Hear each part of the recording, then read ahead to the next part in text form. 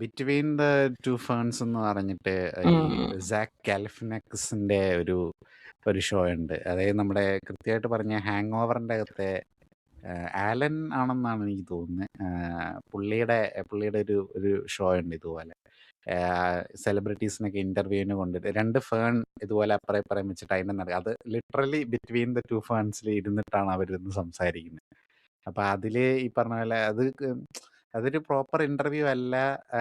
അതായത് ഇങ്ങനത്തെ അതായത് ഈ നേരെ ചൊവ്വയില് ജോണി ലൂക്കോസിന്റെ ചില ചോദ്യങ്ങളൊക്കെ കേൾക്കുമ്പോൾ നമുക്ക് ചൊറിഞ്ഞു വരുന്ന രീതിയിലുള്ള ചോദ്യങ്ങൾ. അപ്പൊ താനൊരു ജോജുവിന്റെ അടുത്ത് അപ്പൊ നിങ്ങൾ ശരിക്കും പൊട്ടനായിരുന്നോ എന്നുള്ള അങ്ങനത്തെ ചോദ്യങ്ങളൊക്കെ ഉണ്ട്. അതുപോലത്തെ ചോദ്യങ്ങൾ ചോദിച്ച് കോമഡി ഉണ്ടാക്കുന്ന ഒരു ഷോ ഇതാണ് ഇതിന്റെ പരിപാടിയാണ് അകത്തുള്ള ഷോയുടെ പേര് 2 ആന്തൂറികങ്ങൾക്കിടയിൽ. ആന്തൂറിയങ്ങൾക്കിടയിൽ എന്നാണ്. അപ്പൊ അത് കണ്ടപ്പോ എനിക്ക് ഇതിന്റെ ഇതായിരിക്കാം obviously between the two funs ആയിരിക്കും 2 ആന്തൂറിയങ്ങൾക്കിടയിൽ.